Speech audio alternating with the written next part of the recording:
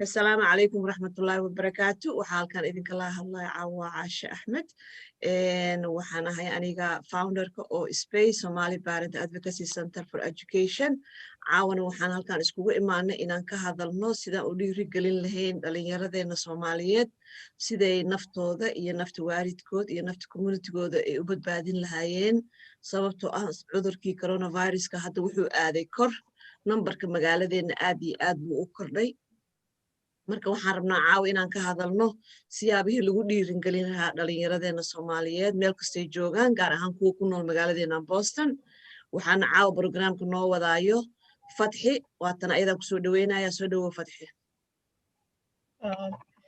Welcome Aisha.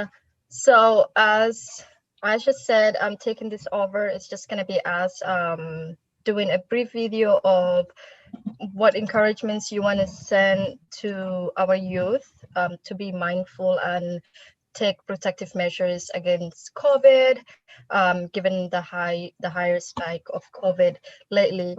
So inshallah, it's just going to be a brief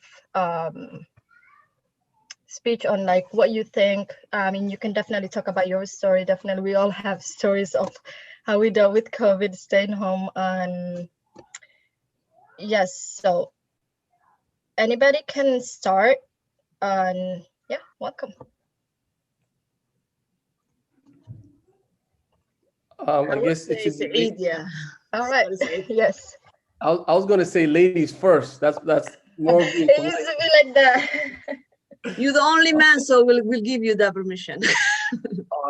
I feel special. Thank you very much, guys. Asho iyo Fathi, Bushra iyo Farhiyo, and aad ugu faraxsanahay maanta inaan kulankan la qaatay.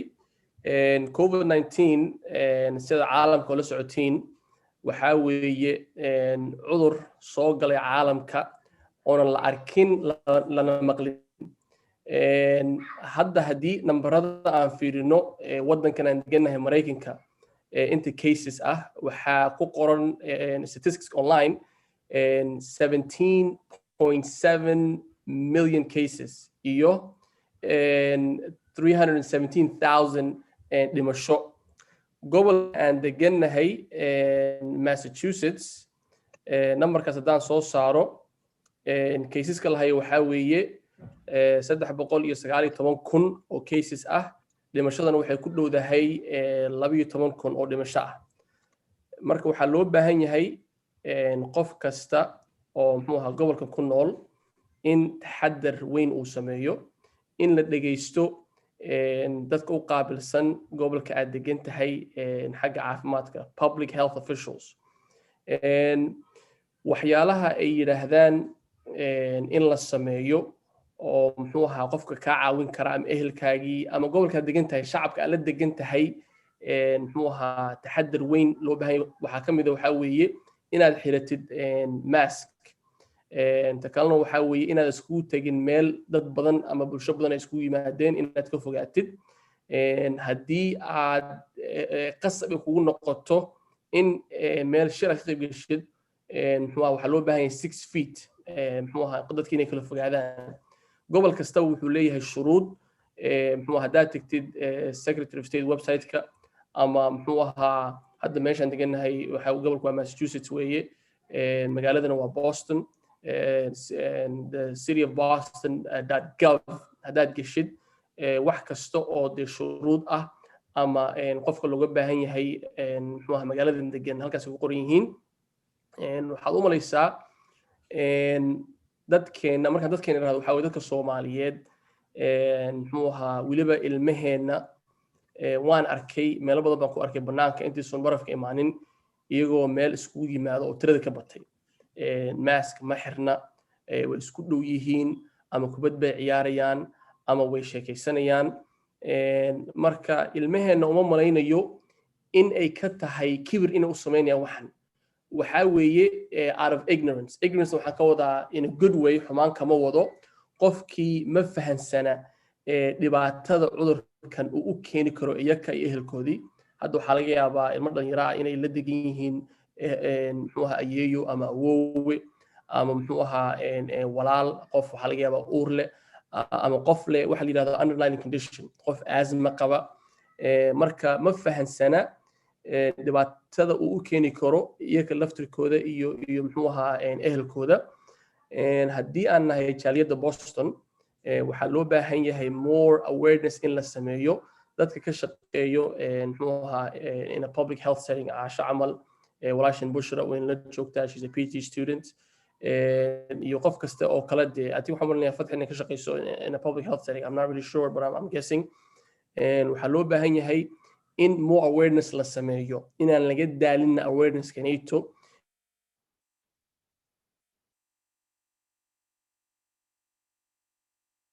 fariisan uu noqday wiilkii muxuu ahaa conferences loo sameeyo. waana maqlay marna waan ka qayb galay in uu jiro muxuu ahaa number oo laga soo galo jaaliyadda Boston lagu talagalay. numberkaas waxaan leeyahay cabaar baa laga maqnaa in aanan laga daalin. waa loo baahan yahay dadkii in markasta lagu celiyo ilaa ay fahmaan. horta qofka bini aadamka markuu dhimanayo Ilaahay subxaanahu wa ta'aala ayaa waqtigiisa og, waqti baa loogu talagalay. laakiin cudurkan dhimashadaasayto saameyn badan buu ku leeyahay. marka insha Allah waa in dadkeena loo aqli celiyaa. badankood kama ahan isaan hore u sheegay, xitaa dadka waaweyn badankood xitaa kibir kama ahan, laakiinse waa ma fahansana. qofkii marka wixii haduusan fahansanayn ciyaar buu ka dhiganayaa ama dheg weyn uma dhigi, because qofkii waxaa laga yaabaa inay ku taagan tahay kiro ama waxyaalo kale uu isleeyahay covid waqti uma haysid. hadda anigu aabbaan ahay, carruur baa ii joogta, aad baan u taxadaraa. dee ilaahay unbaa qof wax ka ilaalin karo, laakiin aad baan u taxadaraa. markastaan guriga ka baxo maaska waan xirtaa. carruurtooyda dee ku waaweyn waan u sheegaa maaskiina ha ka tegin haddii banaanka u baxayaan. badankood banaanka uma baxaan. muxuu ahaa haddii meel tusaale camal haddaan tareenka raacayo oo tareenkaas laga buuxo, inkastoo hadda tareenada laga buuxo la kala fogaado, waan iska sugaa tareenkaas ma qaato. haddii aan dhex galan oo meesha laga buuxo meel corner ayaan isku dayaa inaan raadsado. makhaayadaha ma tago. muxuu ahaa weliba makhaayadaha annaka aan iska leenahay jaaliyadda Boston iska leedahay kuma badni. meelaha xafiisyada muxuu ahaa annaka aan iska leenahay magaalada kuma badni. marka qofki waxaa loo baahan yahay taxadir weyn inuu sameeyo, inuu aad u taxadiro. muxuu ahaa marka insha Allah waxaan u malaynayaa kulankii keliya aan isku imaan doono ma aha, ma malaynayaa kulanaan badan way jiri doona haddii la yidhaahdo insha Allah. waxaana jeclaan lahaa haddii lala shaqayn karo community organization kale dadka Soomaalida ay maamulaan, dadka muxuu ahaa Afrikaanka ah, dadka muslimiinta ah, in laisku tago oo dee lis caawiyo oo resourceski haddii laisku darsan karo. muxuu ahaa because dadka badankood aniga u fiirsaday bini aadanka Soomaali kaliya ma ahan, haddii ay arkaan dad badan oo wax isku raacay dhig bay u dhigayaan. laakiinse haddii ay arkaan hal qof, laba qof, saddex qof, shan qof oo dee waxyaalo ka hadlayso waxaa laga dhiginaysa u dhigin. marka insha Allah xooggeena aan saarno haddii la yidhaahdo. anigana dee wax kasta iga baahan tihiin insha Allah diyaar baan u ahay. aad baa u mahadsantihiin kulankan. waa mahadsantahay. waxaan kaliya oo ku dhihi lahaa, can you say English wax yar oo dhalinyarada akwaninaysid? Yes, sorry, yes. All right, guys. It's a pleasure to be in this meeting. Today, we're talking about the seriousness of COVID-19. Those that don't know me, and walaalkiin Said Abdikarim oo muxuu ahaa kunaan isdeel Said Boston. maanta waxaan halkan la joogaa walaashay Caasho, Bushra, Fatxi iyo Farxiyo. We are discussing the seriousness of COVID-19. Let's go ahead and go over the numbers real quick. In the United States, there are 17.7 million cases of COVID-19, and they're estimated to be about 317,000 deaths. That's in the whole US. Currently, right now in Massachusetts, we have cases 319,000 and about 12,000 deaths. This is a very serious virus, as you guys know or see from the news, that this virus came to the world and no one saw it, no one heard it. It's causing a lot of havoc in a lot of communities, especially communities of marginalized communities, the minority community, especially the African community. So what I would advise you guys to do is follow your health public leaders' advice. Every state has a website that's dedicated to COVID-19. Every city has a website dedicated to COVID-19. And so what are some of the recommendations that's going to keep you safe, first of all, because you do want to be safe. You have to wear a mask at all times if you're going to step out of your house. Please avoid, being in large gatherings. It could be in an office, close proximity. It could be, inviting people to your house. It could be you are in a public, transit. I would say if it's not too cold for you, if you can walk, I would definitely recommend walking and avoiding if you're going to get in a public transit if it's crowded. The other thing is, tell your friends and family members that, hey, this is a serious virus. Let's help each other. Let's help the world. Let's help our state, and follow the CDC or your state guidelines. And the other thing is, as a Somali community, before the winter, I saw a lot of our, youth, in large gatherings, whether they were just sitting outside, whether they were playing sports, and majority of them, they were too close to each other and they were not even wearing masks. So, I'm not saying that you guys are doing this on purpose. I'm saying that because maybe you guys don't understand the seriousness of this virus. We do have people in our community like Asha, Bushra, Fathi, and Farhiyo that, wants to help you guys, wants to get a lot of awareness out there. So please help them because, they're spending their time and effort to, to save you the hassle of being rushed to the hospital. Because think about it, you can live with a little sister that has asthma. You can live with your, elderly grandmother or grandfather, or someone else that has an underlying condition. You can live with your mother that could be pregnant, your sister that's pregnant. So, without you taking these precautions, you can cause issue not only to yourself, but also to your family and also people that live in your state. I would say if you don't have to go outside, don't go outside. I mean, I'm not saying be in the house all day. You could take a walk, you can ride a bike. I mean, obviously it's snowing now, but if you can avoid, being in very close proximity with people, stay away from it. And the other thing is, if you have to be close to someone, 6 feet, that's the recommendation, 6 feet with your mask on. And this is a general, recommendation for the Somali people, not only for the youth. I would say if you're a business owner, please have specific guidelines for your business. If people are coming into your business, they should automatically see a sign that says, 6 feet apart. Or, for example, I go to the gym, and sometimes I would go to the gym and I would see a long line because the staff at the gym were told if it reaches an X amount of people, you can't let these people in, or they have to wait. So if someone comes into your restaurant, you have to have those, recommendations. And I'm not saying you have to, make something up. All these things are on the state website or the city website. For community organizations, I'm pretty sure most of them are closed right now. If someone has to come to you, unless it's like a very serious issue that they have to come to you face to face. Nowadays, you could do anything over Zoom. You can sign PDF documents over the internet, etc.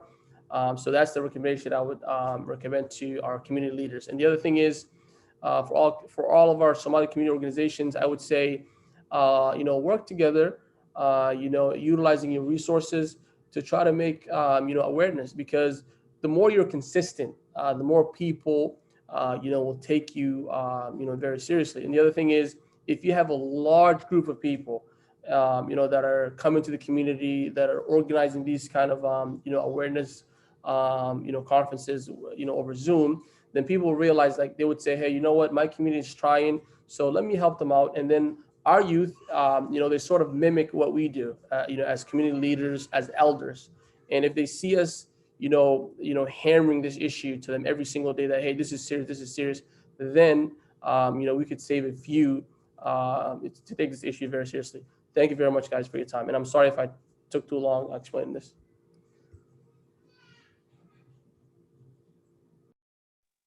Thank you very much. You did very well. Thank you. Fathi, you next.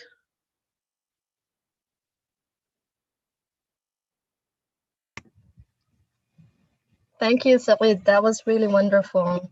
And just to update, I'm actually not in public health. I graduated with bio, but that's all right.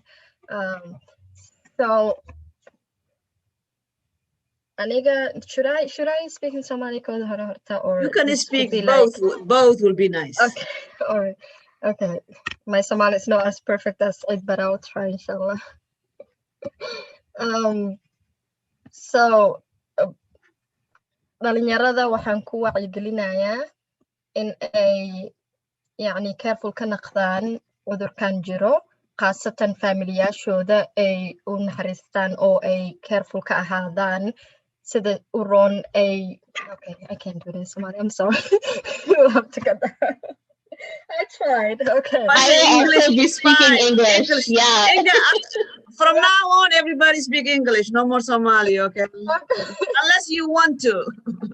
all right yeah it's been a while I'm sorry okay So today I really want to talk to the youth about the precautions they should be taken regarding coronavirus.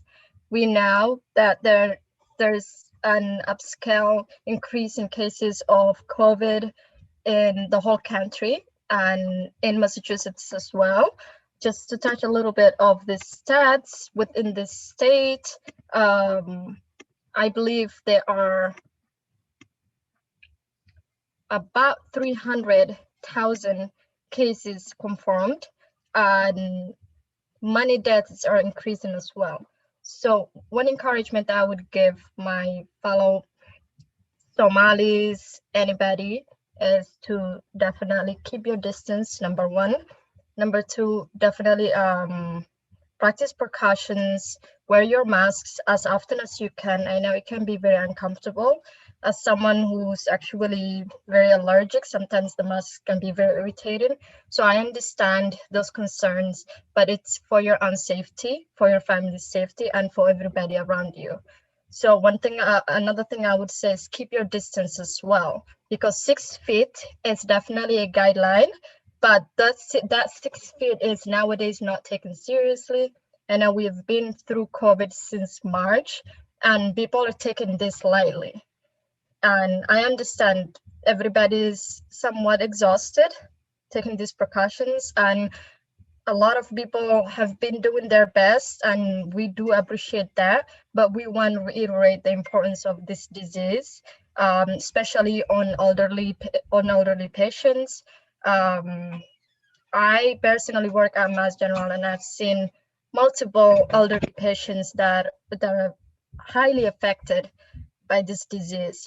So what I would encourage the youth in our community is to be concerned for their parents, for their grandmothers, grandfathers, for their friends, parents and grandmothers and grandfathers. You may think this does not affect you personally, but it does affect someone that's close to you, someone you love, and or someone that your friend or his other friend or her friends love. So this is more personal than it can be.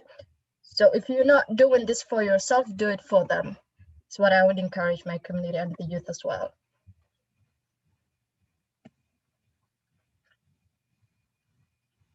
Aisha, you muted. Oh, thank you, Fatih. Thank you. And I hope the young boys especially will listen to you today. And working in a hospital, I think you see the first hand, people who affected for coronavirus. And that is the reality. And I have to share, I work at Mass General as well with Fatih. So we've seen it, both of us. So this is a serious virus. This is not, and I've seen many young kids who got affected. The coronavirus does not mean the younger, they're not going to get affected. So doesn't discriminate, and it can affect for everybody. And now I would like to welcome Bushra. Okay.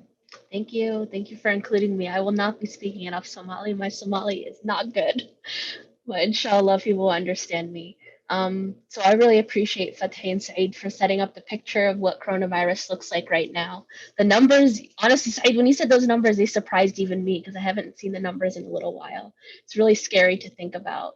I did see a New York Times article the other week that talked about how early on in the pandemic, it said that youth were not affected by coronavirus the same way. And now we found out that that's a lie. In fact, the coronavirus has impacted youth at a higher number than ever expected. Like apparently July was one of the highest in modern history number of young adult deaths in recent American history. So that really scared me to think about how many young people are dying, how many young people are sick.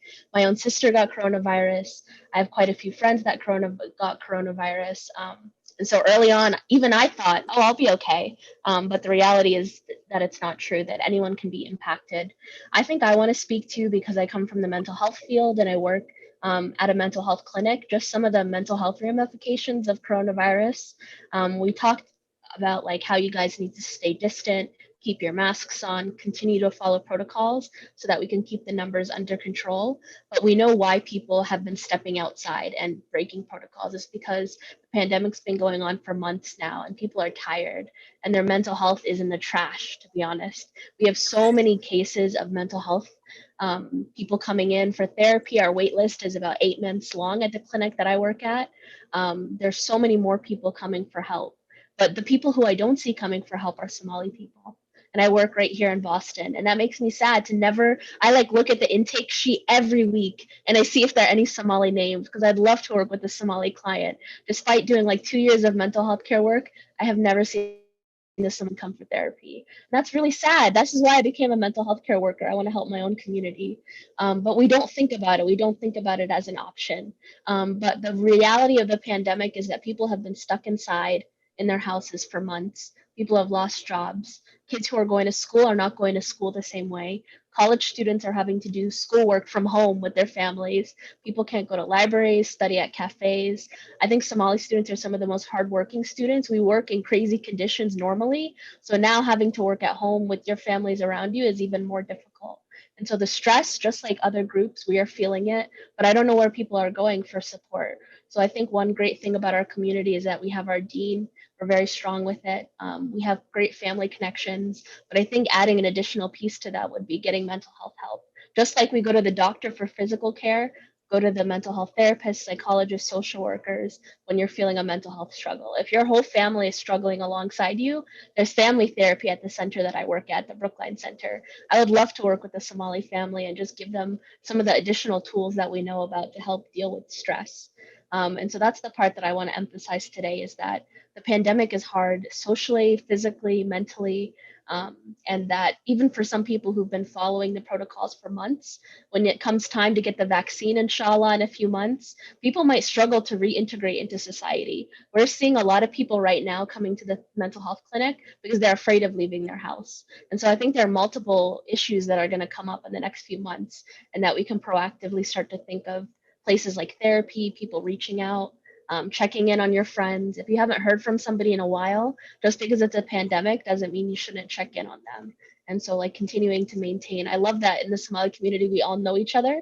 So like check in on people. If you haven't heard from them in a while, make sure that they're doing okay, because yeah, this is a really tough time mentally for a lot of people. So I think that's the main thing I want to talk about.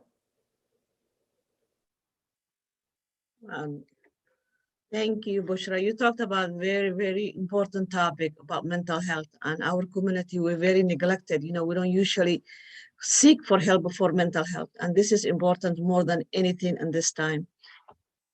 And thank you. And I'm gonna let Sheikh Yusuf in right now. So, wow, where did he go? Okay, I think he got off. He'll come back. Anyway, thank you, Bushra. Thank you very much. Now I would like to invite Farhi. Farhiya.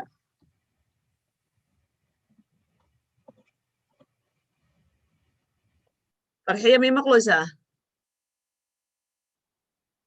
I think ilmihi aada Farhiya. Fatxi abay kusoo laabo adiga. Sheikh Yusuf aa soo noqon doona umaleyna markaas. I'm gonna let him in. Okay, all right. Thank you, Bushra. That was really great. And I really appreciate you touching on mental health. It's something we have neglected a lot, and we should definitely work on that as a community. So we have Muna Ali that joined us. Muna is in Minneapolis now. She used to live in Boston. I think Aisha knows Muna. And I don't know. Very well. We took a class together. Yes, at UMass. We are UMass community here, most of us. we took a human service class together. Yes. Right, absolutely. We will all get to know each other for the first time. But Man Yusuf, is he in yet or? Not yet. Okay, all not right. yet. You can let. All right. Well, I'm gonna see if Mona can join and introduce herself, and definitely if she can talk about the situation a little bit. Mona. Hello, yes, can you hear me? Yes. Wait. Yes. Hi. Sorry, I kind of almost missed this meeting because of the time change. It's like 4 o'clock right now. Oh, yes, an hour difference. Yeah, my bad. That's okay. Okay. I kind of missed the first introduction part, but my name is Mona. I went to University of Massachusetts to study human services. I took a couple classes with Mama Asha, I should say. So that was really interesting. And so I guess regarding this whole COVID issues, I think Bushra, I think that was her name, she touched on really important aspects of it. So I think it's really important to know like how to care for yourself mentally, physically, emotionally, just so that you're in the mindset of like being, I guess, proactive or like knowing what to do in certain situations. Yeah. So, what are you gonna, we're just talking about how to encourage youths to follow CDC and guidelines. What were you at? And I know you live in Minneapolis, which is even higher number of Somali people out there. Yeah. And I know many people lost their lives because of this corona disease. So what are you gonna tell us? What is the precautions you guys tell the youth, especially to follow? What do you think? I think in the beginning, we all thought it was like a hoax, like something, I guess, government made up or some type of thing. No one really believed in it until like we actually saw like people in our lives being affected by, or like myself being infected by. So I think in essence, like it's easy to say, oh yeah, stay home, do this, do that, when you're not affected individually or like by your family members or a group of friends. But I think like knowing, having people speak on like their experiences and how they felt, and like as an individual, like coming together to like take precautions, like stay home, wear a mask when you go outside, or just like be mentally aware of like what's happening, that it's something serious and you can't take it as a joke. I think that's really important. I know like in here, not a lot of people follow it. There's like parties every other weekend, which is unfortunate. But I think just continuing to educate ourselves and educate our friends or our family members, I think that makes a really big difference. Yeah. I would say it's Boston, we don't do bodies anymore. And yeah. if I share my own story, my father passed away Thursday night and we buried him yesterday. And as you know, this is the critical time when you need your family, your loved ones, your neighbors to come together and comfort you. But we didn't do that. We tell them, this is not a good time. Just to make up, I brought my mother to my house, so she doesn't have any access to her friends. So we're doing all the precautions we have to take. And I think it doesn't mean we don't want to see our family and friends, but we don't want to be risking our mother's health, even though we just lost our father. So people respected that, and I really appreciate that. Yeah. So I think in Boston, most of the people are following precautions. There's always few people who will break it. Most of us, we are really, really, taking serious this virus. I don't know what happened to Sheikh Yusuf, but I think everybody talked, right? But yeah, and if anybody wants to jump in. Yeah, now anybody is open to everybody, whatever you want to add. Yeah. Yeah, absolutely. I mean, just I contracted COVID myself, and my whole family also contracted it. So that was an experience for us as a family, having to deal with COVID. First, I thought it was just, a flu or something very minor, but actually moving on, I was having the symptoms, I was checking myself and getting tested positive. Actually, that was the reality hit that I needed, because before it was like, oh, I'll be okay, this is not going to happen to me. So the precautions of moving on as a COVID positive person, it's even more for someone like us who are tested positive to stay away from the neighbors, as tempting as it is. Nowadays even neighbors visiting each other, quarantining yourself for 14 days. I know that can be a bit difficult for our youth, especially to stay at home for a good period, about 14 days. I assume that is the quarantine period, staying away from friends and staying away even from family. We Somalis have bigger families, and that can be even more challenging to even quarantine yourself in the family to make sure your families are safe as well. We stayed home, especially stayed away from the families, and we also encouraged families not to visit because my internet's up.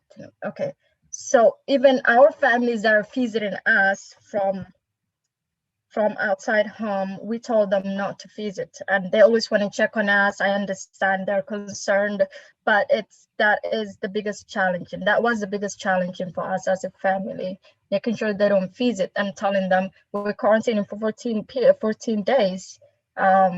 So also keeping your mask on, making sure you're getting the right help, because if the whole family have COVID, they may need supplies, they may need help, they can go outside themselves. So as a Somali community, actually it's very helpful that we can reach to each other. You can call your fellow Somalis to help you with groceries, anything you need. Alhamdulillah, and we had the help of the family that did the groceries for us and left it in front of the house, and it was just 14 days, all of us just waiting at home.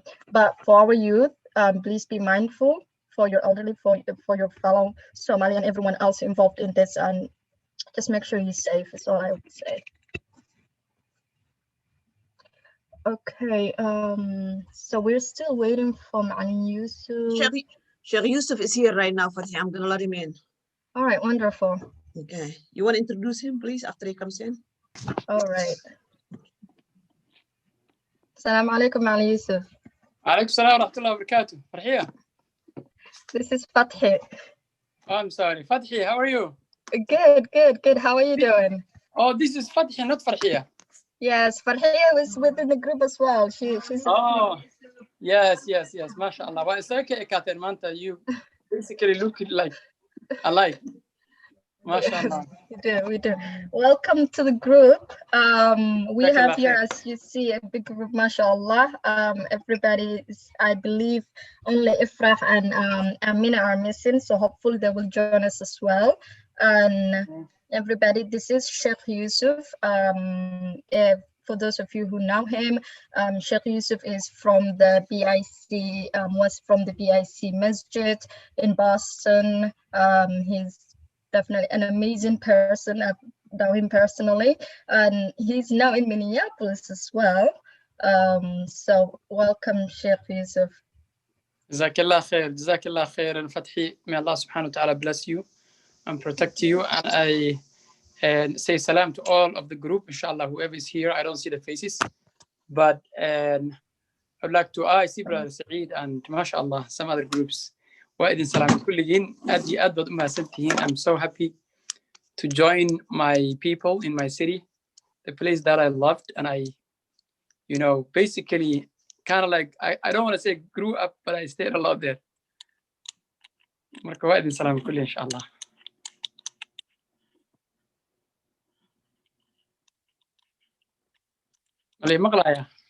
Yes, Yusuf, we hear you. So we are talking about awareness, encouragements you can offer to our youth on how to stay, how to practice precautions and take measures on keeping themselves safe and their families. And what would you like to tell our youth? Okay.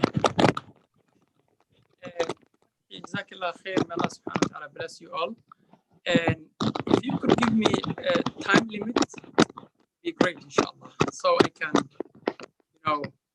make sure that I don't go beyond that, inshallah. You're cutting out, but can you hear me now? Not an issue, It's all right. Yes, it's all right. Okay. All right. And بسم الله الحمد لله والثناء بالله والصلاة والسلام على رسول الله وعلى آله وصحبه وسلم أجمعين. أما بعد, and whenever you cannot hear me, please let me know. And I don't know, nowadays my connection in this place is not that good, but inshallah I'll do my best. And alhamdulillah, hortay wa ku faraxsanahay. I'm very happy that I am with my people, with my students, brothers, sisters, you know, people from Boston, and mashallah, Brother Saeed, who is also a very important member of the community, and he is now running for office. As you know, I'm not endorsing, this is not an endorsement thing, I know that. And it's not about politics, I know that. I'm not crossing any lines here, inshallah. Just mentioning that, mashallah, I see Sister Aisha, mashallah, barakallah fiik, Sister Aisha, good to see you. So, and today we are in a very difficult time, in a time that is everybody is tested. The Muslims are tested, non-Muslims are tested, people who are wealthy and rich are tested, people who were sick already were tested, those who were healthy were tested. Everybody's under that test.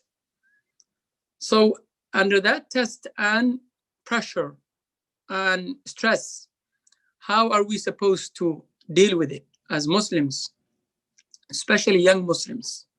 What are our responsibilities as Muslims towards this COVID-19 pandemic?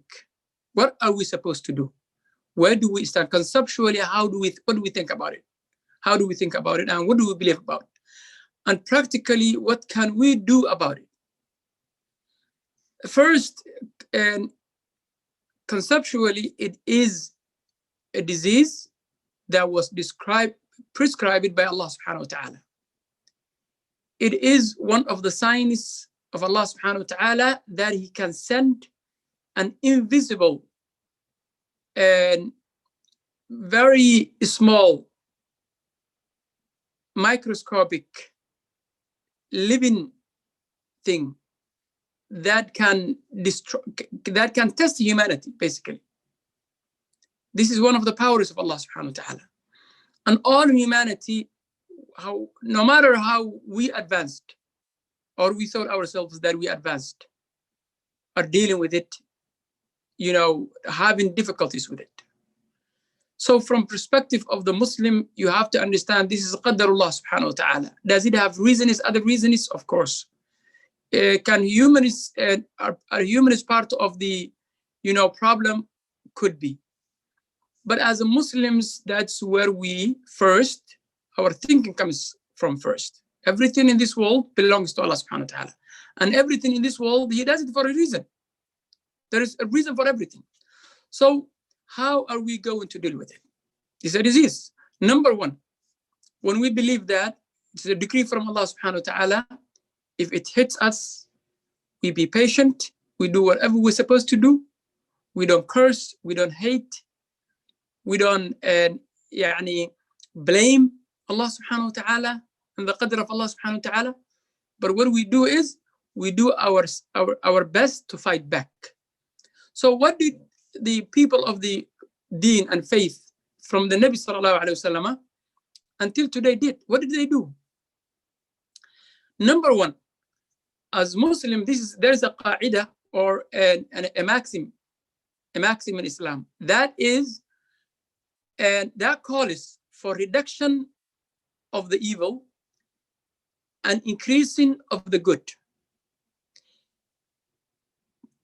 To stop the spread of everything that is bad, that has a negative effect on the lives of humans, is stopped, must be stopped, either from initiating or, if it's already there, from spreading. It is an individual responsibility then. It is not, it's of course it's collective responsibility, but it starts with an individual responsibility. Whenever there is a problem, whether it's a disease whether it is, something else, any harm, anything that is harm to humans is not allowed to be accepted and to be welcomed and to be facilitated consciously or unconsciously, both. لا ضرر ولا ضرار. يعني you cannot, harm others and you cannot reciprocate that harm. يعني giving that harm to others. You cannot harm yourself, and you cannot harm others as well. Allah subhanahu wa ta'ala says, وَلَا تَقْتُلُوا أَنفُسَكُمْ إِنَّهُ كَانَ بِكُمْ رَحِيمًا. Do not kill yourself.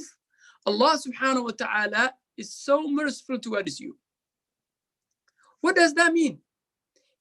Killing yourself, it could mean exposing yourself to something or others that could potentially kill you or harm you or kill others or harm others. So it is that responsibility, brothers and sisters. It is an individual responsibility. As Yusuf Abdullah, my responsibility is as a Muslim person to fight this disease. My individual responsibility. It is not for someone else only. It comes from me. I have to fight and follow all the instructions that are there to prevent it as much as we can. Another thing which is very important is there is no disease that Allah subhanahu wa ta'ala ordained, prescribed, sent down, except it has a cure, whether we know it or not. And that is exactly the hadith of the Nabi sallallahu alaihi wasallam. He says, ما أنزل الله داء إلا أنزل له دواء علمه من علمه وجهله من جهله. Allah did not prescribe a disease, a harm, except there is a cure for it.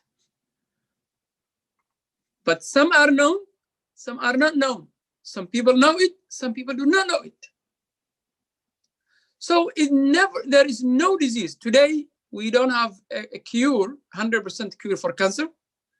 There is no cure for HIV, AIDS, and there are there are here doctors and nurses. I don't want to encroach in their field, but as I understand, as a person who studied at least something, is that there is no specific cure that if you hit with that, you take it, you're good. But that does not mean there is no cure for it. There is a cure for it, but still we do not know. Coronavirus, there was no cure for it. There was no vaccine for it. But now humans, alhamdulillah, they put their energy together, the researchers, and then they came up with this, vaccine that it's just starting today. See, we didn't know, blindsided, knew nothing about it.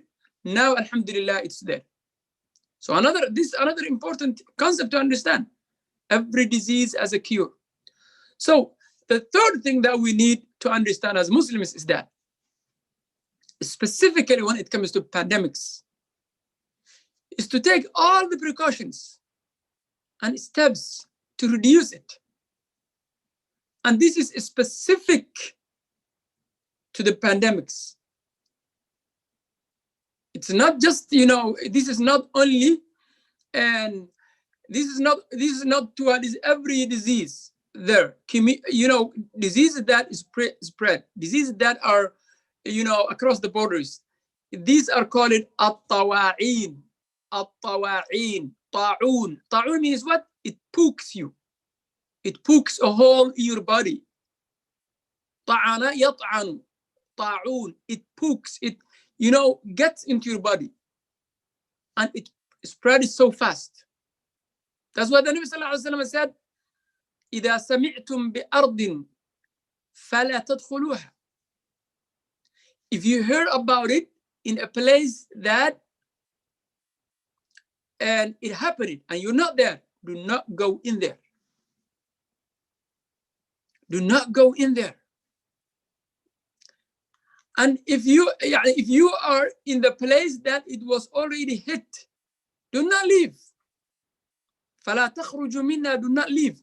This is quarantine. This is, the Nabi Sallallahu Alaihi Wasallam was the first person known, documented, to and ask people to shelter in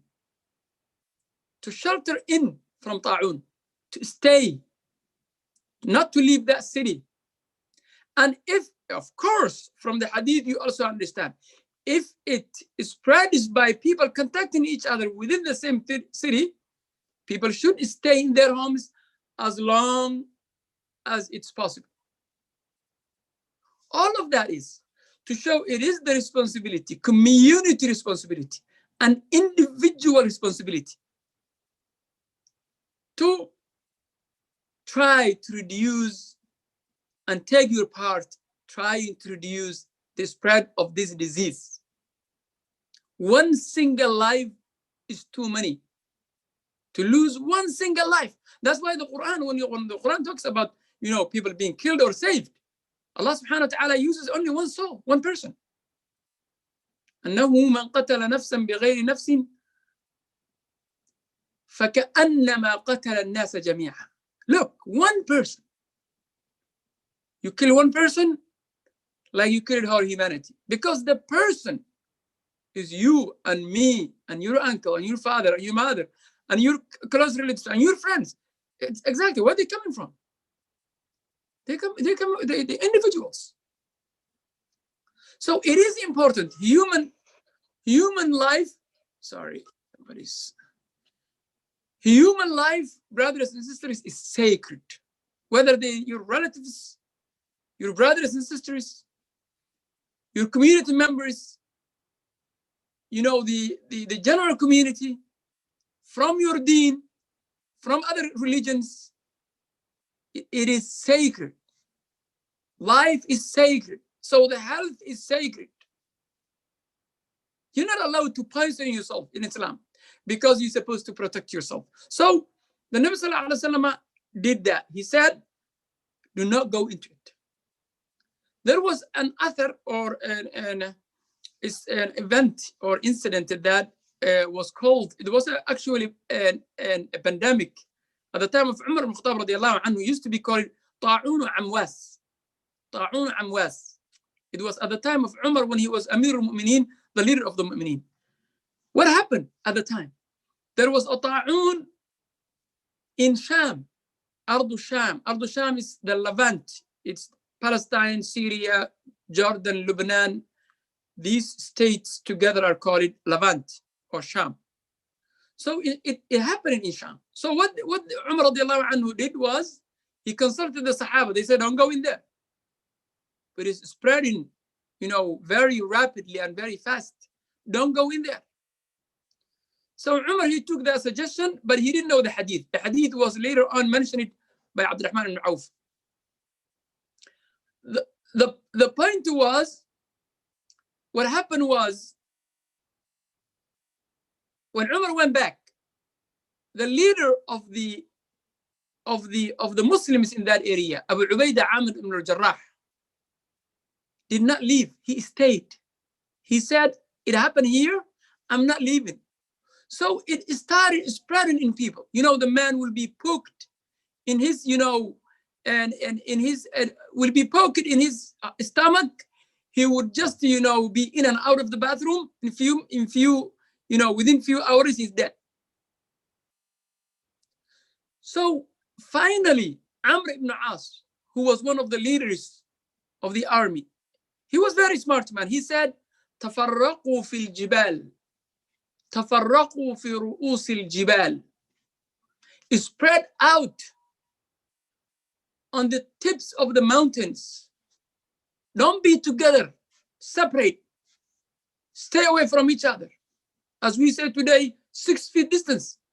This is not the first time as Muslims we're doing 6 feet distance. We have done this before. He said, spread out. No two people should be together. And then, wallahi, it's really amazing. They did, and within few days, it stopped.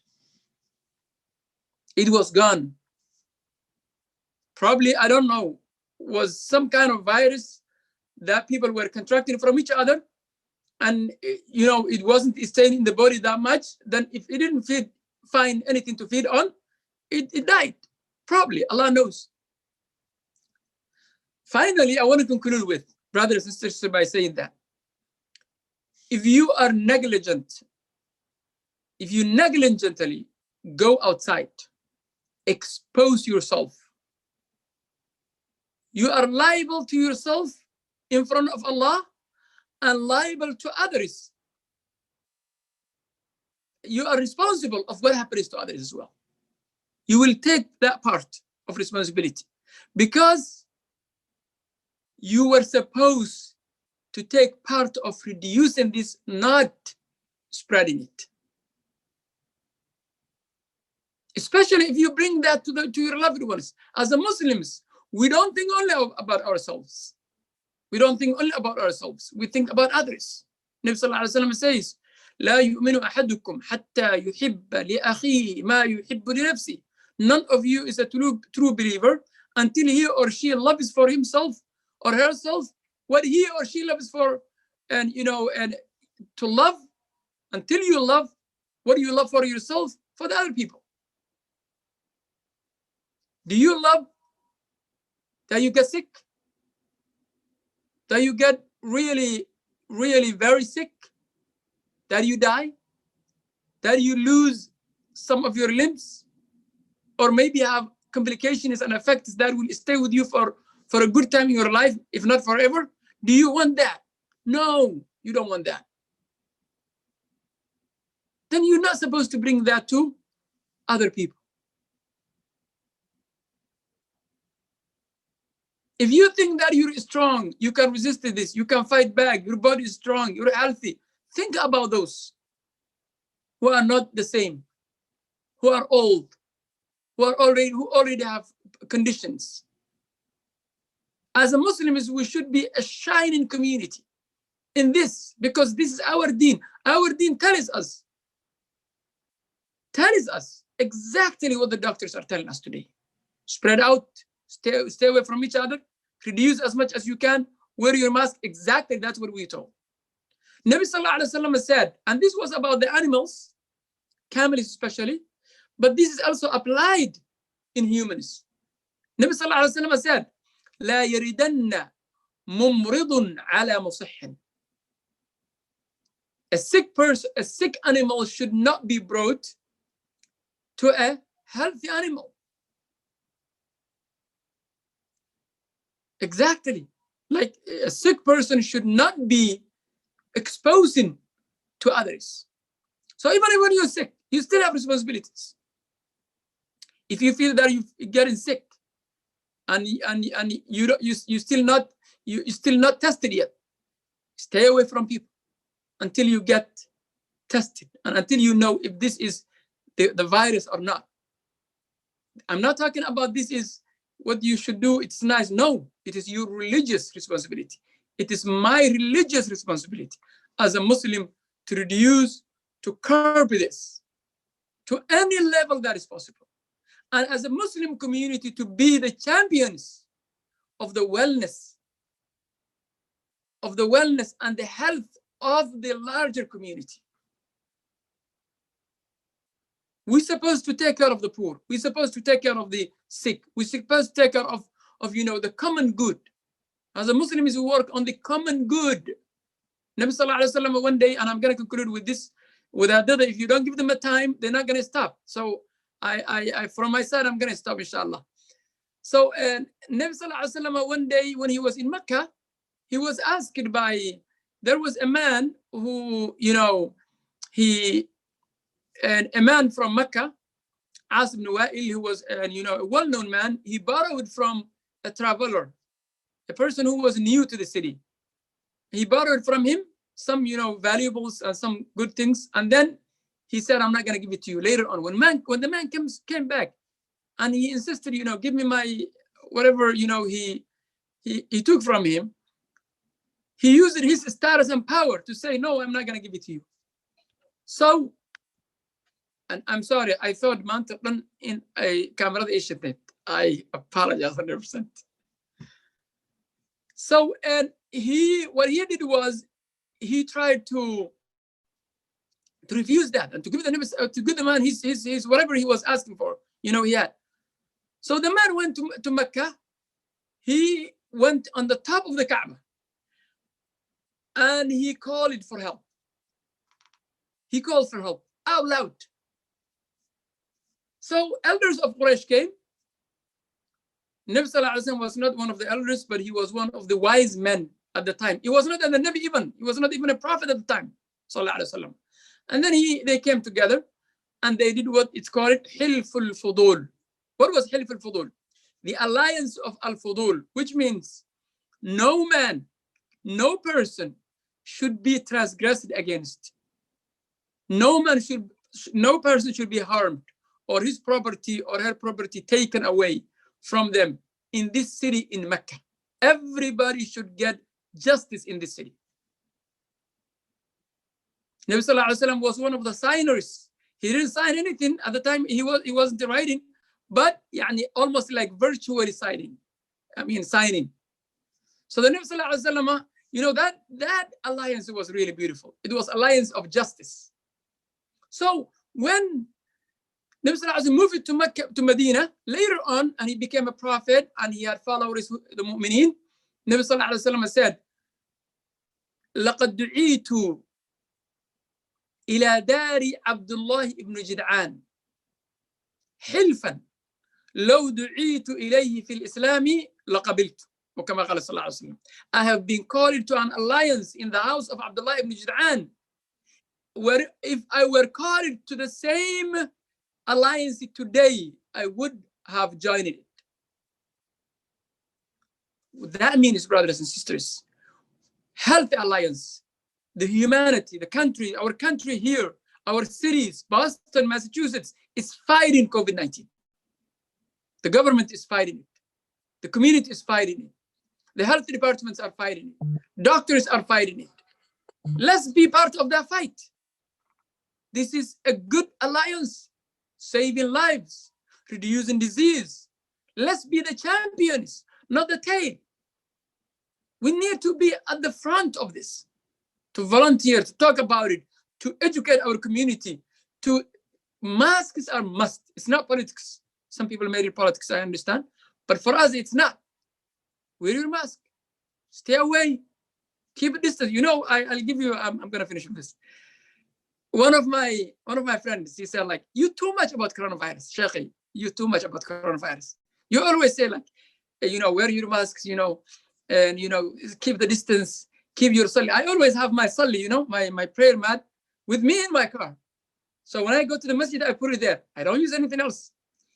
So he was kind of like, you know, saying, Sheikh, you need to accept the qadr of Allah and things. I said, I accept the qadr of Allah. But in the United States, they're saying, those who might not get, and at the end of the day, coronavirus could be 30%, maybe 20%, maybe 15%. I said, I want to be the percentage that I'm not going to get it, inshallah. I wanted that. I want to be part of that. If it comes to me, I do my best. If it comes to me, I accept the qadr of Allah. But I'm not going to be a negligent to run around exposing myself and exposing others. Jazakumullah khairan. I'm sorry if I have missed anything or I have said anything wrong. This is from my side. Whatever good things that I said is from Allah subhanahu wa ta'ala. And I really appreciate the invitation. And mashallah, I love seeing you and being with you in these meetings. Jazakumullah khair. Gabdaha ka shaqeynaya hawshan iyo wilashana. Ilahay idin barakeeyo. May Allah bless you. You're doing a really noble, good job. Keep the work. It's a work of ajr. You're getting ajr. You have to know that. You're getting ajr. You're teaching people how to be safe. That is ajr, inshallah. Barakallah fiikum. Jazakumullah khair. Assalamu alaikum wa rahmatullah. aad iyo aad u mahadsantahay Sheekh Yusuf, barasho wanaagsan. Intaasaan boos isla joogna isma arkin, laakiin aad waa aad u mahadsantahay weli ma arkin qof saan uga hadlaayo dhinaca diintana ilmaha labada dhinacba ay ku fahmayaan science iyo religion isku jirto aad u mahadsantahay maca salaam Allah يبارك عايش مركز دمون ما ذو أثر كنا إن شاء الله. I'm so sad. I mean, I'm not gonna say sad, but it's not that good that I've been living in Boston 17 years and we never met. But it's okay. It's like we're gonna make that 15%. We'll see each other, inshallah. Inshallah, we will, inshallah. Barakallah fikum. السلام عليكم يوسف. السلام. Barakallah. Bye. That was beautiful. It really was, mashallah, mashallah. So now we have Amina Muhammad, and I'm assuming this Muhammad is Ifrah. So we will have Amina talk to us. Amina went to Tufts University and she graduated with biopsychology, and apparently she will be going to Minneapolis to pursue her postbac this upcoming January. So inshallah, welcome Amina. Assalamu alaikum. Can you guys hear me? Alaikum salam. Yes. Alaikum. My name is Amina. Thank you, Fatih, for the introduction. I think this is great. It's really important for us as a Somali community to discuss the impact that COVID-19 has had, not just on our community, but on the larger community. Had COVID in the past week. I actually had it in the last 2 weeks. I'm still recovering. I didn't do anything. I'm in quarantine. It's not very. My thing is like clicking like crazy. Hold on, I'm gonna put a mute in that person. Okay, go ahead. Okay, sorry. So I'm in quarantine currently from COVID-19, still recovering. Alhamdulillah, we're doing fine. The first few days were really, really hard. And it's very easy to undermine COVID-19 and just say it's like the flu.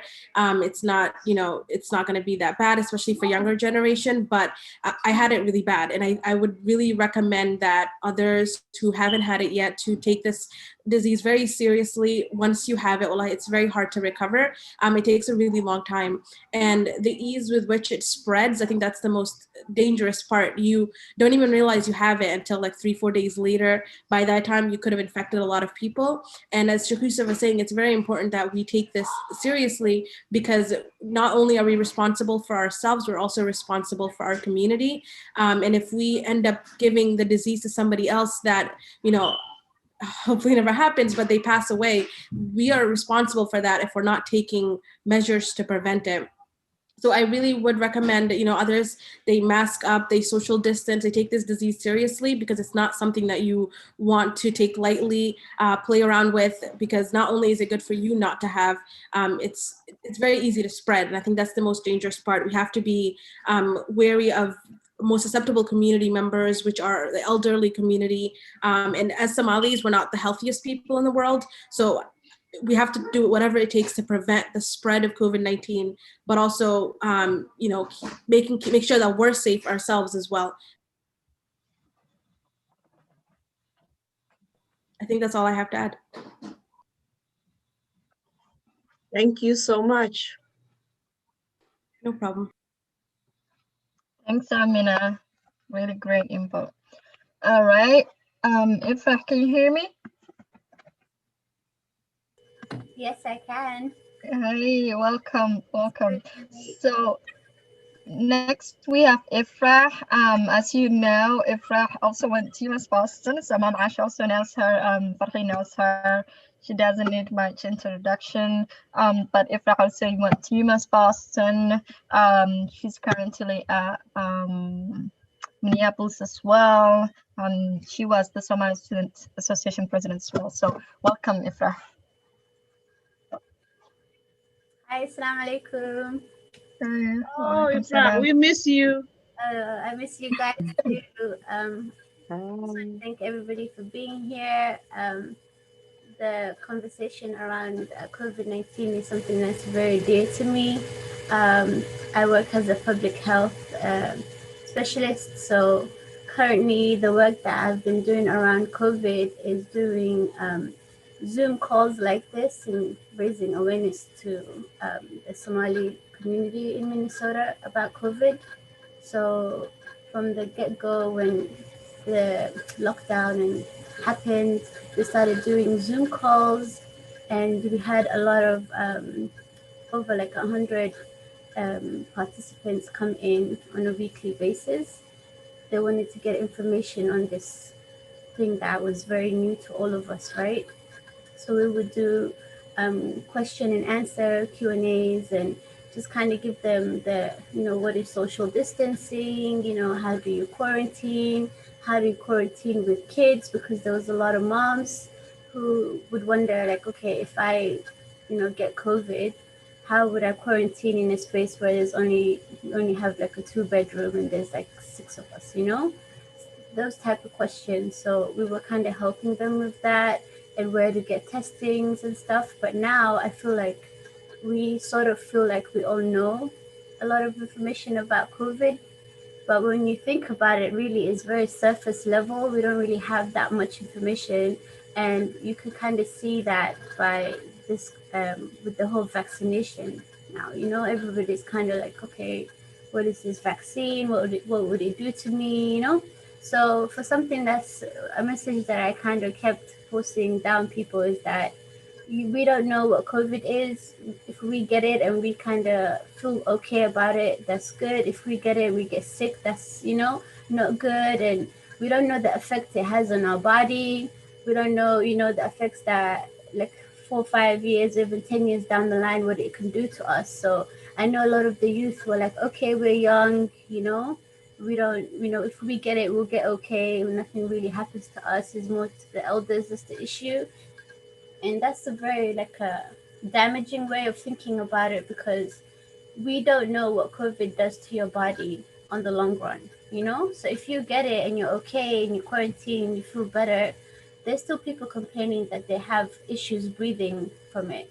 Young people, they have back pain. So on the long run, you don't know what this virus is doing to your body. So why would you put yourself in a position where, you're taking all the precaution that is needed. So my advice is that we don't know what this is, we don't know what it can do to us. And the only thing that we can do, and it's basically the only weapon we have against this virus, is being very following the guidelines and taking all the precautions that is being advised to you. Yeah. Thank you, guys. Thank you. Thank you, Ifrah. That was great. Okay, so next, we will soon have Farhia join, and inshallah she will also speak.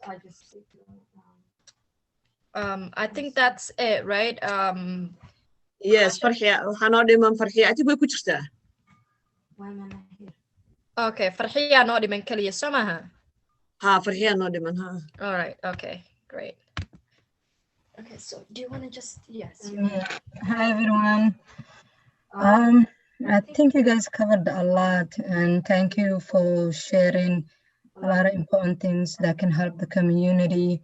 I want to speak of as a parent, the struggle of dealing with COVID-19 and how we are all in a remote learning now, especially dealing with young students who goes to school. And that is my main goal, is like when I try to protect myself and others, is I just wanted this thing to end. Can you hear me? Not good. Waxbaa kaa dhex yeerooyo xoogaa. I'm sorry, Harab? Waxbaa inay background-kaa ka hadlaayaan la moodaa. No, microphone-kaaga waa.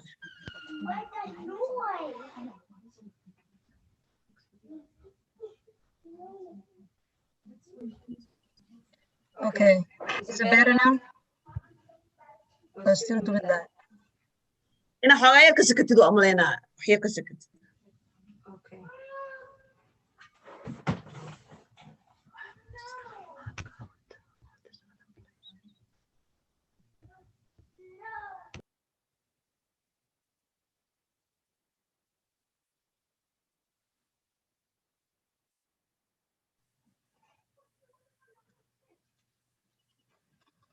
Okay. So what I would add is just make sure you're doing your part within the community, protecting yourself and the people around you. For young youth, I would say, please be aware that it's not only you. Even if you are healthy and you're strong and you don't have existing condition, you live with your parents. And as a Somali families, we are a large family. So if one person get affected and you are healthy and you're not showing symptoms, you can easily spread the coronavirus to all your family. And that's very, very easy without you even knowing. And you don't want to regret something that you can easily prevent. Wear your masks. Make sure that you're washing your hands when you come back from outside, even if you have to go for something important. Stay away from gatherings. And that also applies to older, like mothers. Coming together, if you don't have to go somewhere, don't go. Just stay home, because even as a mother, you can bring it to your kids. And this is not easy, as Ifrah and everyone was saying it. It's just if one member is affected, it's like it becomes difficult, because young kids will come to you. You cannot quarantine in one room. We're not used to that.